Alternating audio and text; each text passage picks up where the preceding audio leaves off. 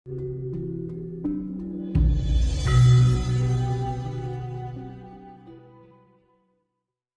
ini suatu ketika akan menjadi pedoman Nusantara, bahkan dunia.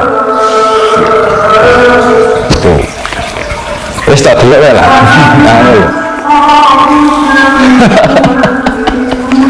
Mudah-mudahan Mas dengan apa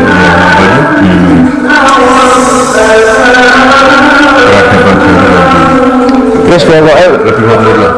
Kuncinya yang tadi 5 itu tadi, kalau sudah bisa merapan, pasti pantas dipantaskan untuk melewati Broto Ido Jaya Binangun. Nah, Broto itu laku, nek Broto itu laku perang, Broto itu laku Ido itu perang, nek Bronto itu sifatnya melawan yang sifatnya nikmat-nikmat, iya kan? Bronto sama Bronto. Nah, pakai N, Broto kan? Nah, Broto itu sifatnya Broto itu artinya laku perang. Itu kan perang. Nek Bronto itu memerangi sifat kenikmatan. Ya kan? Jadi sekarang kita itu di zaman Bronto atau Broto?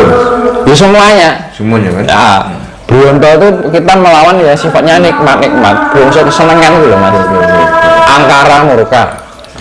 Nah, Baroto beda meneh. Baroto itu saudara perang, memerangi saudara kita sendiri.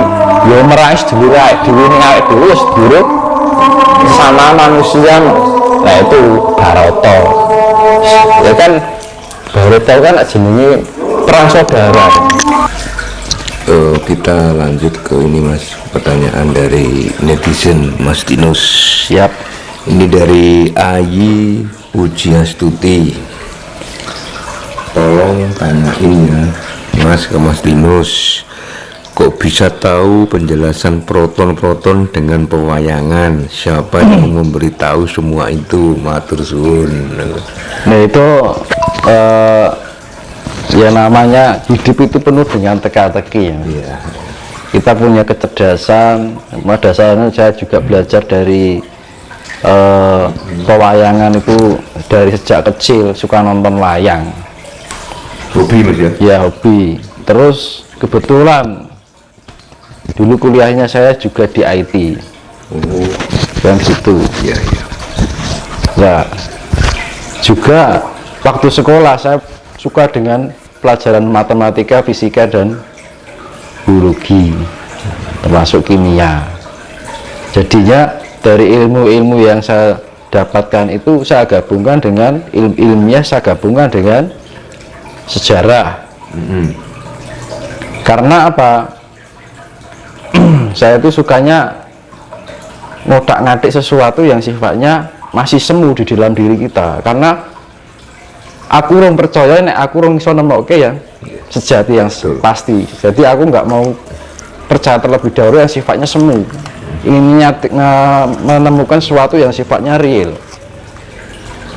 Jadi saya hubungkan, jika misalkan kita menemukan sesuatu ya kan, benda A ini, jika kita cari dengan jalan spirit atau jalan sejarah, ketemu di tempat ini, titik ini ya. Secara biologis ketemu dengan titik yang sama, secara ilmu metafisika ketemu dalam titik yang sama. Nah itu yang namanya kesejatian yang sifatnya real. Bahwa pewayangan leluhur kita itu juga mempunyai sifat intelektualitas yang tinggi, cuman digambarkan dalam sebuah cerita pewayangan. Sebenarnya itu. Nah dari ilmu leluhur, ilmu milenial saya gabungkan. Berawal itu penemuan saya sendiri. Berawal dari hobi Ya, dari kecil. saya nggak belajar dari saya. Mas ya. Jadi nggak belajar dari saya. Belajar dari Okay. ini kita. Kita lanjut Mas ke Mas Margiono Akbar.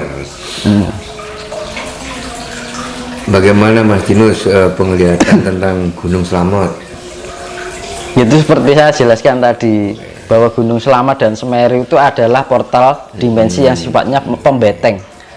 Nah, pembeteng yaitu bergerbang luar, gerbang dalamnya adalah Lawu dan Merapi, dan tengah-tengahnya adalah Keraton Solo. Itu portal yang membatasi. Makanya Gunung Slamet dan Semeru itu gunung yang sangat wingit, begitu juga Merapi dan Lawu. Makanya kan kayak sebuah kerajaan itu ada gapura gapura luar dan gapura dalam. Itu benar. Berpotensi nggak untuk meletus erupsi? Pasti. Pasti ya. Ya. Apakah ini Mas yang banyak orang yang mengatakan bahwa nanti Pulau Jawa akan terbelah menjadi dua jika Gunung Slamet meletus? Nggak tahu lah apa makna dari Iya, itu terbelahnya bisa menjadi dua, bisa menjadi tiga loh. Itu memang benar faktanya Iya. dari Gunung Slamet? Iya, jadi bukan istilah sifatnya terbelah, kepercayaannya enggak. Bukan ya? Kalau Puluhnya. terbelah ini sudah hanya terbelah, terpecah-pecah. Berarti intinya puluhnya yang terbelah. Iya. Jadi kan banyak yang mengartikan terbelah Betul, ajarannya. secara ajarannya atau orangnya kan gitu kan. Nah, kalau dibilang kayak gitu, Udah dari dulu Mas ya? tidak hanya terbelah, terpecah-pecah kan. Oke. Ini dari Pak Bambang Wisanggeni. Izin bertanya Mas, kalau boleh diwedar dong tentang lokasi di kisah Mahabharata. Ada yang bilang Padang Kurusetra itu ada di Gumuk Pasir Gunung Bromo, lalu Indraprasta itu ada di Alas Ketonggo, Pulau Bali itu sisa dari kerajaan Sri Krishna, Madura itu kerajaannya Prabu Baladewa. Matur suwun, Mas Dinus.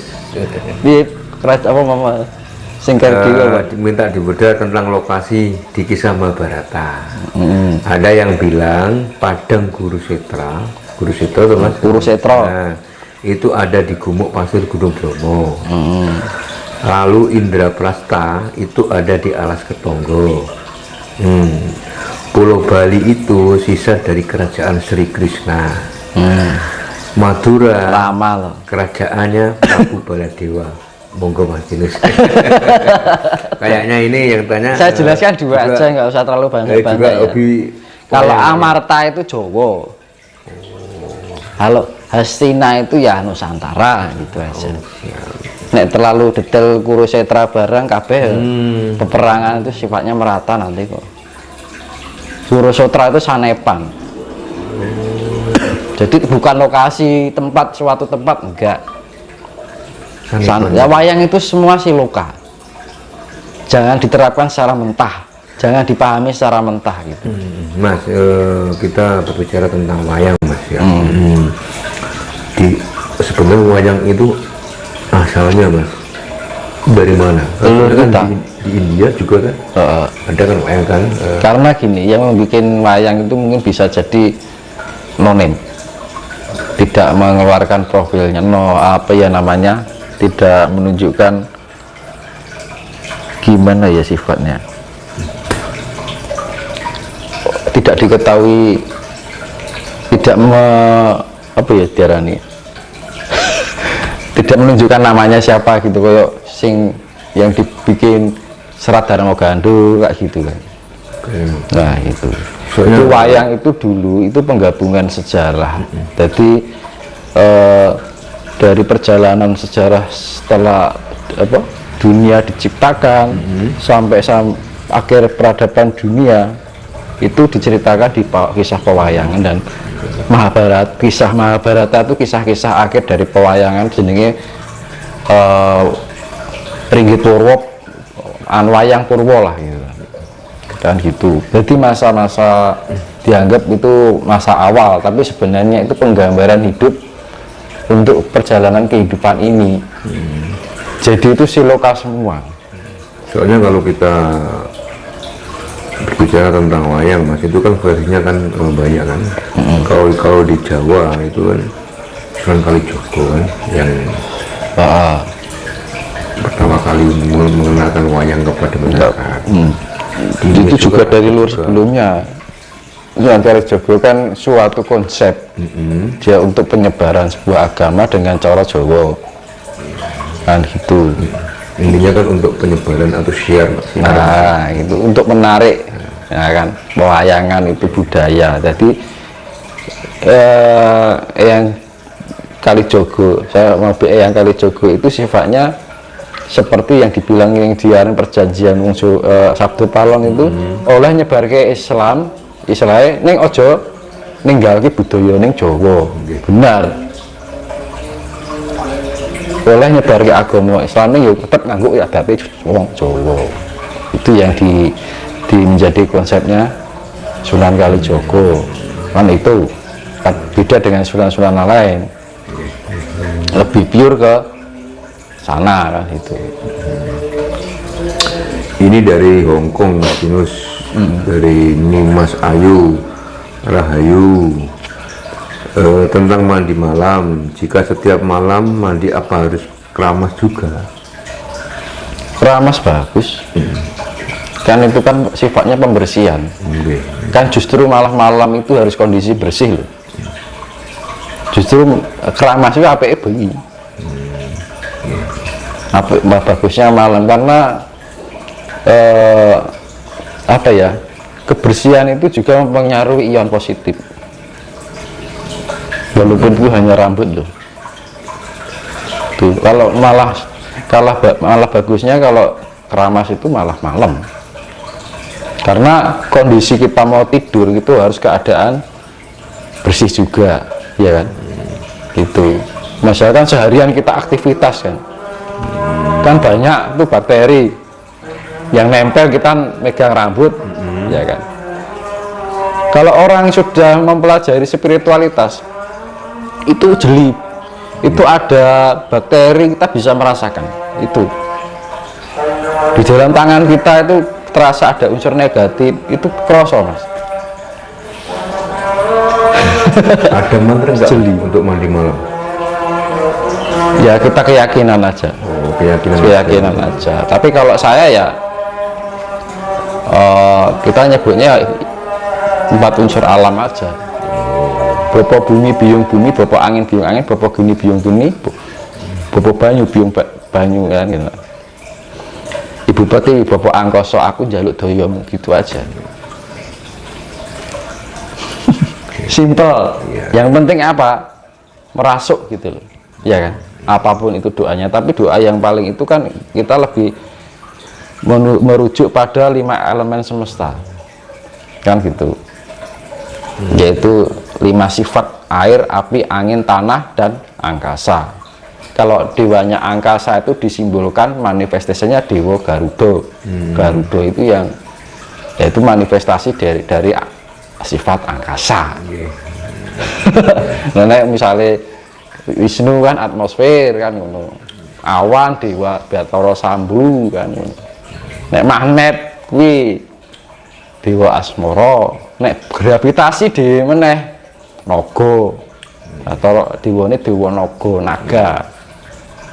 Makanya kan di setiap planet-planet kalau di pewayangan naga itu bisa kemana-mana sampai angkasa, karena di setiap planet juga ada gravitasi kan gitu. Nek dewa magnet, Dewa Asmara, magnet itu ya kayak unsur plus minus juga, keterkaitan itu kita timbul sefrekuensi, keselarasan, itu energinya energi magnet. Dewa ini Dewa Asmara. Nah, koyo putaran cakra ya namanya waktu itu kan, waktu itu Bathara Kala, nek cakra Bathara Cakra. Sebenarnya di pewayangan sudah ada semua. itu apa? Siloka semua mas. Ya. Karena ya itu ya kayak Arjuna sifat air, Bima sifat angin, ya kan, Nakula Sadewa sifat tanah dan api, terus pun tadi Wagetih Putih sifatnya angkoso, kan itu sama aja. Iya kan. Lanjut ya mas ya. Ya. Ini ada 2 pertanyaan mas. Namanya dari siapa ini nggak ada, cuma singkatan aja NA gitu. Nggak tahu apa artinya mas. Yang pertama, bagaimana mengetahui misi jiwa kita? Meningkatkan tingkat kesadaran kita dulu. Lah kita harus mau berproses dulu. Jangan semuanya itu diolah secara instan. Instan itu inginnya pengen cepat dan mendapatkan. Itu kak tibone lak karsa, jatuhnya karsa toh mas. Tapi kalau kita melakukan berdasarkan niat dan tanggung jawab, rasa tanggung jawab, rasa kesadaran diri kita bahwa kita titah Tuhan Sang Semesta, kita harus kita sudah diberikan kelengkapan di dalam diri kita, ya harus kita gunakan, kita olah untuk meningkatkan tingkat kesadaran. Dan jangan menghitung kapan itu berhasil, jangan menghitung waktu. Kalau kita sudah memperhitungkan segala perjalanan spiritual kita, jatuhnya adalah tidak tulus. Akhirnya sifat pamrih, ketulusannya akhirnya hilang. Ya jangan diperhitungkan, mau kita laku spiritual mau 1 tahun, 2 tahun, bahkan seterusnya, karena kita hidup itu adalah sebuah pengabdian, ya kan. Kita ini ngabdi karo Gusti kan, Kuncinya tulus ya. ojo mung karsaku tok ning, kita melakukan atas kehendak Tuhan. Kehendak Tuhan apa? Hanya sifatnya sebuah pengabdian, orang terus ngabdi.